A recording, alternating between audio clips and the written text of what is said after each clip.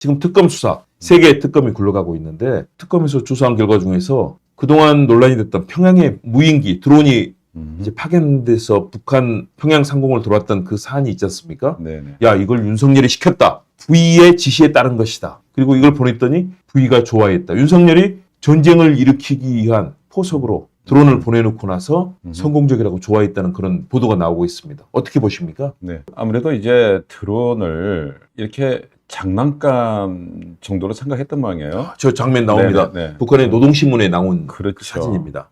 저것도 그 당시에 보도가 됐을 때 국방부에서는 노 코멘트 했잖아요. 그때 좀 약간 낌새를 채긴 했습니다만 우리가 늘 그 선거 때만 되면은 어떤 부품 공작 하는 게 있었잖아요. 네. 주거니 받거니 하면서. 근데 이번에는 그런 게 없었던 것 같아요. 김정은이 여기에 대해서 어떠한 반응도 하지 않았다는 거. 대단히 현명한 처사였다. 그러니까 휘말리지 전쟁을 않았다는 막았다는 거죠. 전쟁으로 확전되는 가능성을 막았다. 맞아요. 그래서 휘말리지 않았다는 거죠. 전쟁까지는 가지 않더라도 아마 윤석열 정권은 거기까지는 생각을 못했을 거예요. 다만 어느 정도는 총격전이나 북한의 전투기들이 떴다는 것 사실 자체만으로도 대단히 어떤 긴급한 상황으로 해서 소기의 목적을 달성했을 텐데 문제는 이제 북한이 움직이지 않았다는 거. 그러니까요. 내란 사건을 수사 중인 조은석 특별검사팀이 이제 조사를 했는데요. 현역 장교로부터 그런 목소리를 확보를 했습니다. 자, V의 지시로 드론을 보냈다. 네. 그리고 실행자,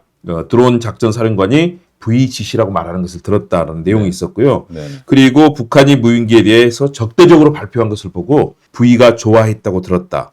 11월에도 무인기를 추가로 보냈다. 무리해서라도 계속하려 하는구나. 이런 현역 장교들의 녹취록을 이제 특검팀이 확보를 했습니다. 그렇죠. 만일에 북한이 어떠한 반격을 했었더라면 어쩌면 계엄을 좀 앞당겼을 수도 있을 거예요. 지금 이란과 이스라엘 하는 거 보면요. 네. 서로가 보내면 바로 반격을 하고 그렇죠.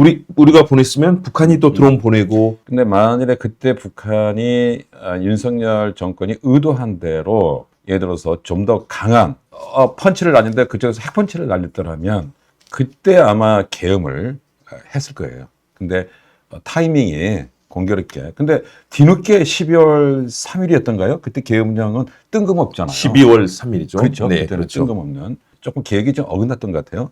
김정은이 대단히 고단수에 현명하지 않았나. 북한의 김정은의 어떤 그런 결정을 제가 현명했다고 판단하는 게 얘기한다는 것 자체가 넌센스인데. 그렇죠. 현명은 아니고 전략적인 판단을 한 그렇죠. 거라고 봐야죠. 맞아요. 네. 근데 둘이 이거 짝짝꿍이 잘 됐을 거라고 생각. 만일 경우 드론끼리 미사일끼리 그렇죠. 티카티카 했다면 우리는 전쟁에 불바다. 대단히 위험하죠. 드론도 대단히 위험해요. 그럼요. 드론으로 이렇게 사담 후세인을 암살했잖아요. 그리고 우크라이나 러시아 전쟁도 드론으로 그렇죠. 수백 명의 이런 맞아요. 병사들이 사망했고 지금 이란 또 이스라엘 이 전쟁도 마찬가지입니다. 그렇죠. 드론도 대단한 위험한 무기예요. 그럼요. 엄청난 이렇게 무기죠. 위험한 무기를 평양 상공에 띄었다는 거 대단히 그건 도발입니다. 그거는.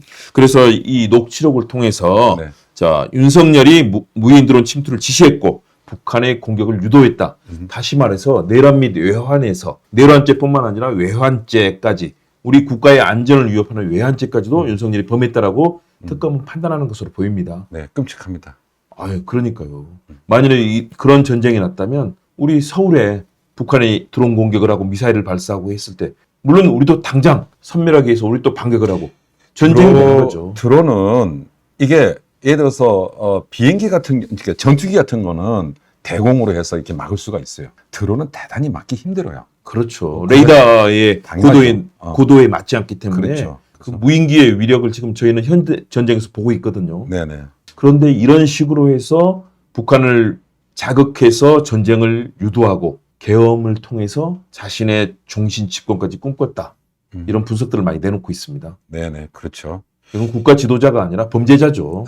사형 아니면 무기징역. 문제는 이제 본인과 본인의 지지자들이 여전히 이상한 나라에서 산다는 거죠. 그렇죠. 그게 이제 문제인 거죠. 빨리 착각을 깨고 다시 또 많은 그를 지지하는 많은 사람들도 좀 이번 기회에 좀 정신을 차렸으면 좋겠습니다. 그러니까요. 그 근거에는 역시 윤석열의 거짓말과 끊임없는 자신의 지지자를 자극하는 행태 그리고 특검 조사도 거부하고 어제 2차 조사 거부했습니다. 근데 나는 그 사람이 왜 그렇게 근자감을 갖는지 모르겠어요. 근거 없는 자신감, 네네. 근자감. 네. 왜냐하면 정치인이 정상이 아니기 때문이죠. 정상적인 인간이라면 부끄러움을 느끼고 네. 소위 말하는 수호지심, 맹자가 사단 7장에서 얘기한 부끄러움을 아는 마음, 이게 인간의 근성인데 윤석열은 부끄러움을 모르잖아요. 그리고 맞아요. 그 부인 김건희도 마찬가지입니다. 그래서 아마 우리 국민들이 분노하셨고 내란을 진압했는데 이 특검이 하나하나 잘 밝혀서 진실을 규명해 주면 좋겠습니다. 네, 저도 그렇게 바라고 있습니다. 네, 이렇게 중요한 사안인데 거기다 또 하나 사안이 있습니다. 네. 아까 참 드론 관련해서는 우리 장교들, 현역 장성들의 녹취를 동아일보가 보도한 내용이 있거든요. 그것도 하나 좀 띄워주시면 좋겠습니다. 네. 그거 보면서 이 부분에 대한 마무리를 했으면 하는데요. 역시 뭐 동아일보. 네. 동아일보를 과거에는 제가 참 그 열독을 했습니다. 근데 요즘에 또 신문을 잘 안 보는 또 추세라서. 근데 역시 동아일보네요.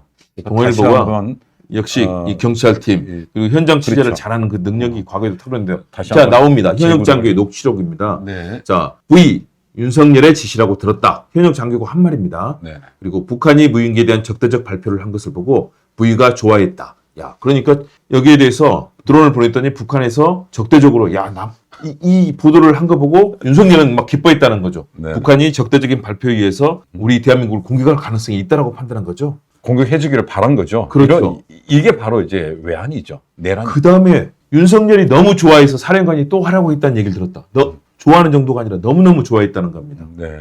자, 그 밑에 또 하나 나옵니다. 11월에도 무인기를 추가로 보냈다. 무리해서라도 계속 하려 하는구나 싶었다. 끔찍합니다. 국가 지도자라면 국제사회를 냉정하게 바라보고 우리의 국익을 높이면서도 상대를 배려해서 상대가 그런 전쟁을 일으키지 않도록 다양한 전략적. 더구나 우리가 북한은 우리 같은 동포이지 않습니까? 그러니까요. 같은 동포를 상대로 해서 저렇게 도발을 이렇게 유도하는 거죠. 도발을 하면서 더 큰 계엄까지 가려고 하는. 안 되니까는 이제 계엄으로. 네. 그래서 우리 군인들을 국방위 의무를 다하러 간 병역 의무를 다하는 장병들을 동원해서 국민에게 총뿌리를 겨누게 하는 내란을 일으킨 거죠. 근데 제가 궁금한 것은 저렇게 드론을 띄우면 미국의 어떤 정보 레이더에 다 걸리지 않습니까?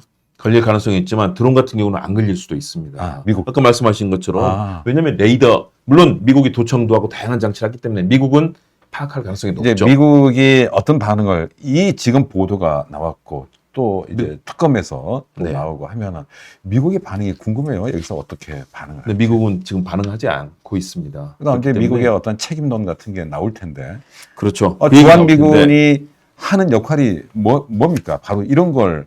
지금 그쪽에서 군사의 어떤 지휘권, 통제권을 다 갖고 있는데. 그렇죠. 그러니까요. 미국에서도 대단히 이거에 대해서 어떤 책임 있는 당국자의 미국이 지금 해명이 있어야 되지 않겠습니까? 미국이 지금 정신이 없습니다. 트럼프 대통령이 온 곳곳을 지금 다 들쑤셔놔서 네네. 지금 미국 국방부, 뭐 국무부 작동 방식이 좀 정상적이지 않거든요. 미국도 네. 마찬가지로 미국이 좀 빠르게 대한민국의 안보 그리고 평화를 지킬 수 있는 역할을 했으면 좋겠는데 네. 자, 또 다른 단독보도 한겨레에서 나온 게 있는데 그것도 네. 같이 좀 얘기 나눠보겠습니다.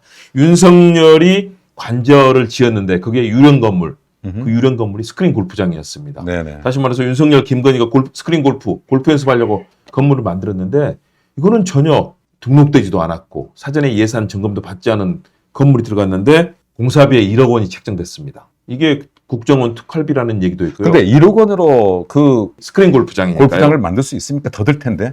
물론 그 내용은 봐야 될 텐데요. 네. 1억 원 스크린 골프장은 가건물 형식이기 때문에요. 좀 가능은 하다고 보이는데요. 일단 그 사진도 있습니다. 우리 그 그래픽으로 나온 건데요. 20평짜리 단층입니다. 그러니까 관저 건물 지금 우리 화면으로 봤을 때 오른쪽이죠. 네. 여기에 단층으로 20평이면은 약 60제곱미터 정도 되지 않습니까? 그러니까. 그러면은 이제 아주 크지 않은 그러니까 연습장. 제가 듣기로는 그래서 1억 원 정도는 거의 불가능하고 아무래도 공공기관, 뭐 토지 주택을 책임지는 이런 공공기관이 어쩌면 지원하지 않았을까요? 그러니까요. 그 내용들이 그런 가능할 내용을 텐데요. 좀 더 추가로 지금 보도록 나온 내용은 뭐냐면 네. 자, 이 소명되지 않는 내용. 다시 네. 말해서 기본적으로 산출된 비용이 있고 소명되지 않는 내용이 최소한 5천만 원 정도인데 최초 견적과 비교하면 소명되지 않은 게 1억 원이 넘는다는 거죠. 네. 그러니까 아마 추가 비용이 있을 겁니다. 네. 나머지는 경호처 비용 일부를 쓰면서 네. 이걸 한 건데요. 문제는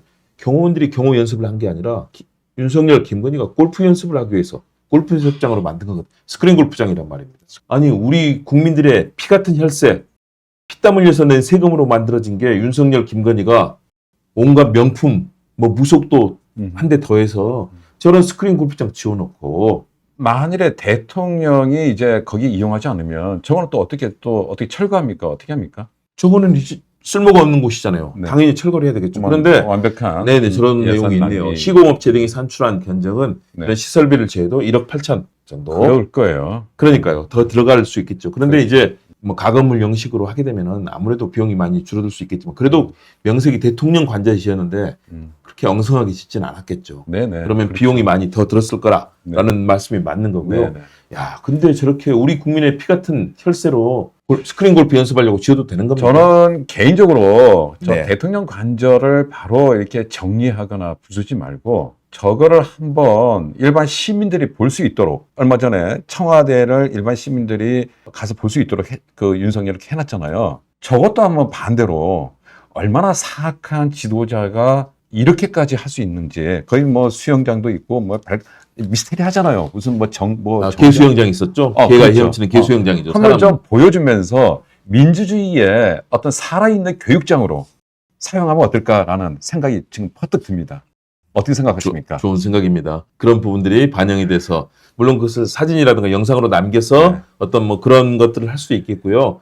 어쨌든 저런 흉물스러운 것들이 빨리 사실은 일반 없어져야 되는 거 시민들이 아닙니까? 가서 뭐 골프 연습 좀 할 수 있고 네. 그렇게 쓰면 안 될까요? 좀 그거는 여러 가지 건의를 해보고 보도록 하고요. 네네. 오늘 저희들이 갈 길이 멉니다. 아. 윤건영 의원에게 당시 경호처가 이제 제출한 자료에 따르면 현대건설의 경호처 예산 1억 3천만 원을 주고 지었다라고 계약 총액만 선별 공고했는데 그 이후에 밝혀지지 않는 내용이 5천만 원에서 1억 원이 지금 소명이 되지 않는다. 네네. 그러면 국정원 특활비 지금 우리 국가안보를 위해서 쓰라고 국정원에 배정된 특활비를 썼을 가능성이 제기되고 있고요. 네. 야, 이게 정말 말이 됩니까?